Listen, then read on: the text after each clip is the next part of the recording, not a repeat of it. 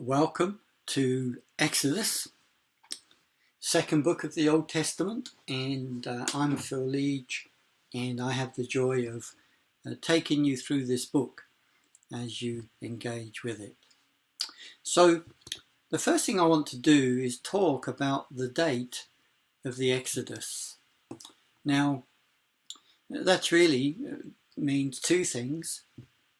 What is the date of the actual events of the book of Exodus in history, and what is the date of the book being written? Now, in the Genesis unit, you were introduced to the rather complex data that goes into the dating of the Pentateuch. There's such a wide variety of understandings. But most conservative scholars would see that Moses was the primary author of all of these books of Moses, accepting that there had been later editings and those kind of activities to keep these books readable and up to date, and we can touch on that a little bit. So just to say that I'm not going to go into that. There's lots out there if this interests you. But I'm assuming that Moses was the author of the book of Exodus. And so what we want to do is just as briefly as I can talk about these two areas.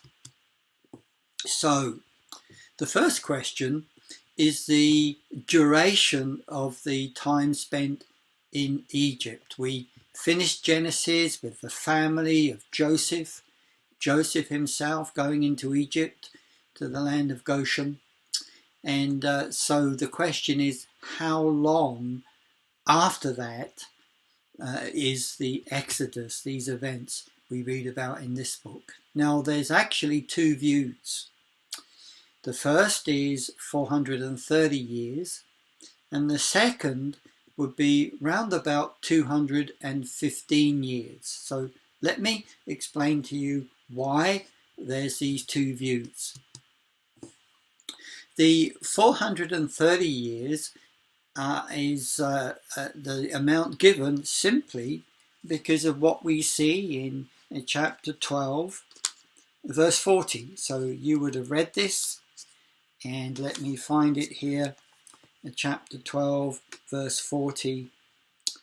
The time that the Israelites had lived in Egypt was 430 years. Now, that's really straightforward, isn't it? At the end of 430 years, on that very day, all the companies of the Lord set out from the land of Egypt. And so the book of Exodus would seem to indicate 430 years. Alongside that is this prophetic word that Abraham received when he had this encounter with God in chapter 15. In chapter 15, he was asking God about descendants and about land. And we read this in Exodus 15, verse 13. Then the Lord said to Abraham, "Know this for a certain, that your offspring shall be aliens in the land that is not theirs, and shall be slaves there, and they shall be oppressed for 400 years. When Stephen in Acts chapter 7 was giving his lengthy address of defense there, he quotes this and affirms, children of Joseph, the children of Israel, were in Egypt for 400 years. And the other factor to bear in mind is the time between Genesis 50, that is when the family of Joseph went into Egypt, it says about 70 people, 72 people, to the beginning of Exodus, where we have a population of between 1.5 and 2 million people. There has to be enough time for the population to grow. So we just bear those things in mind. The 215 years, you may ask where this comes from. Well, firstly, in the Septuagint translation of the Old Testament, that is, the Greek translation of the Old Testament, in this passage we read in Exodus 12, verse 40, that actually includes the life of the patriarchs. In other words, it would include the life of Abraham, Isaac, Jacob, and Joseph.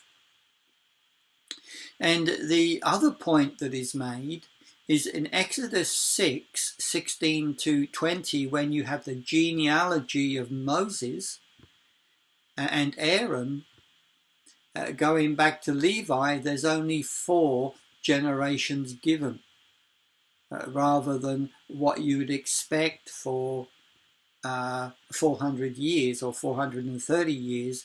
It would be more than that. And so that's one point. In Genesis 15, which we have just read, 15:13, if you keep on reading, in verse 16, it says, "And they shall come back here in the 4th generation, for the iniquity of the Amorites is not yet complete." And so Genesis also speaks about 4 generations. Now, interestingly enough, in Galatians chapter 3, when the Apostle Paul there is arguing that you have the promise made to Abraham, and then you have the law, he says the law came 430 years after Abraham. In other words, the time period between Abraham and Moses was 430 years. And so people would say, when you look at all those together, including the life of the patriarchs, the sojourn in Egypt was round about 200 years, and the amount given is often 215. So, what do we do with this? Well, I would like to suggest these points. When it comes to the Hebrew text of the Old Testament or the Greek text of the Old Testament, I would suggest we go with the Hebrew text rather than the Greek, in that was far closer to the original. And secondly, when it comes to genealogies in the Old Testament, there was this convention that genealogies were not necessarily complete. When it speaks about someone being the son of someone else, that was more in a image way, poetic way, because they could be their great-grandson or the great-great-grandson or something like this. So it's not used in the strictest sense. Perhaps that's the best way to say it. And a really good example of this is in Ezra 7, when Ezra is being introduced, to show that Ezra was indeed a descendant of Aaron, the first high priest. There's a genealogy given. Now, Ezra lived about 1,000 years after Aaron, but the number of ancestors of Ezra there's only 16. And when you look at that, it becomes very clear how this particular convention in doing genealogies was something that was understood and recognized and accepted. We do have to consider that the length of life of Abraham was longer than we are used to today. People lived longer, it would seem, in those days. But also, the Apostle Paul's point in Galatians, I don't think was to argue for the length of stay in Egypt, but simply he was quoting from the chronology used in the Septuagint. that is the Greek version of the Old Testament. In other words, his main point was simply to say that we have the promise to Abraham, the law came to Moses, but the law did not change anything concerning the promise. And that's all that he's seeking to do there in that passage, if you remember your studies in Galatians. So I would suggest that the 430 years is the better one to accept, although I do have to say conservative Bible believing scholars would hold either of those views, and to be honest with you, I don't think the conclusion here makes too much difference when it comes to observing, interpreting and applying the text of Exodus. But having talked about that, we can then talk about the date of Exodus. Now, the sojourn, the length of the sojourn in Egypt does affect this too, and that's why people give it attention. So it's very common for people to talk about two dates for Exodus. You have the early date in 1445 and a later date, that is in the 13th century, the beginning of the 13th century, or the first half of the 13th century, 1200 to 1250 BC. Now, the reason is that it was in the 13th century that there was the king Ramses II who was reigning as Pharaoh in Egypt. And you'll remember how in Exodus chapter 1 verse 11 it says that the slaves were being used for forced labour, and they built the supply cities of Pithom and Ramses. So it's argued if the Israelites were building the city of Ramses, then of course Pharaoh Ramses had to be alive at that time, and therefore this is one of the reasons why people would argue for the later date and the shorter sojourn in Egypt.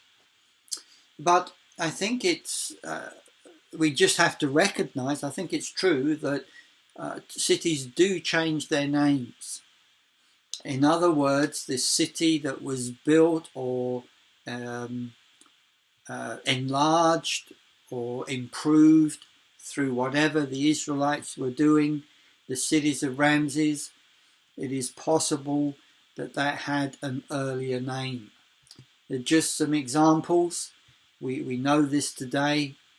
Bombay is now Mumbai, and Petrograd was changed back to St. Petersburg. That kind of switched a couple of backwards and forwards. And more historically, Constantinople is now Istanbul. So just to say that the fact that they built the cities of Ramses isn't absolute proof of the sojourn or the date of the Exodus. Now, why do people argue for the earlier date, the 15th century? There's some interesting scriptures here, and one is in 1 Kings chapter 6. This has to do with the date of the temple. 1 Kings chapter 6, verse 1. In the 480th year after the Israelites came out of the land of Egypt, in the 4th year of the reign of Solomon's reign over Israel, he began to build the temple, the house of the Lord. So again, you have what would seem to be a very clear scripture. We know that the building of the temple was round about 966 BC, and we read that it was 480 years after the Exodus, and that 480 years would bring us to the date of the Exodus being 1446 BC. And so that is one of the strong points for the earlier date. Now, there's a fascinating reference in Judges chapter 11, during the judgeship of Jephthah. Now, Jephthah is one of my favourite Old Testament characters, even though he made one very, very bad mistake. But the tribes on the east of the Jordan at this time in the book of Judges were experiencing a lot of oppression from the Ammonites. And Jephthah was recruited to be their leader, their deliverer. But before he fought the Ammonites, he tried to do some diplomacy, and he argued with them that the land they were claiming was their own, that Israel had lived in that land for 300 years. Chapter 11 of Judges, verse 26. While Israel lived in Heshbon and its villages, and in Eor and its villages, and in all the towns that are among the Arnon, 300 years, why did you not recover them within this time? And so here we have Jephthah saying, you're claiming this land is your own, but we've lived in this land for 300 years. So why haven't you claimed it as your own sooner, as the Ammonite peoples? And so that, of course, is his diplomacy. But what it tells us that Israel had been in the promised land 300 years by Jephthah's time. Now, if we think of the 4 judges after him as being about 80 years, and backwards and forwards, the estimated date for Jephthah is 1100 BC, and that would bring the Exodus to around about 1400 BC. Now, when it comes to archaeology, this of course is often a movable feast, in that archaeology is people come to study, they have artifacts, and they do their best detective work on what they see and what they discover.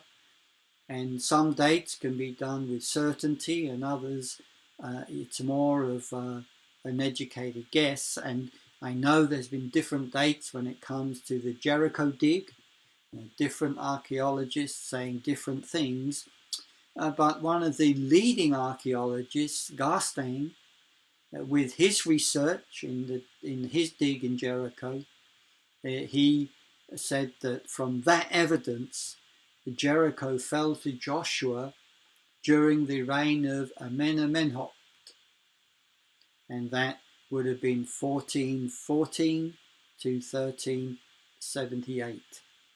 And so these various elements of evidence it would seem the early date is a good fit with all of this together, and that is 1445 BC. So, if this is true, the Pharaoh of the oppression is either Thutmose I or Thutmose II, or maybe both. The Pharaoh's daughter that fished Moses out of the Nile River is Hatshepsut, around about 1504 onwards, and the Pharaoh that Moses fled from would have been Thutmose III, and those dates are there on the screen, 1504 to 1450.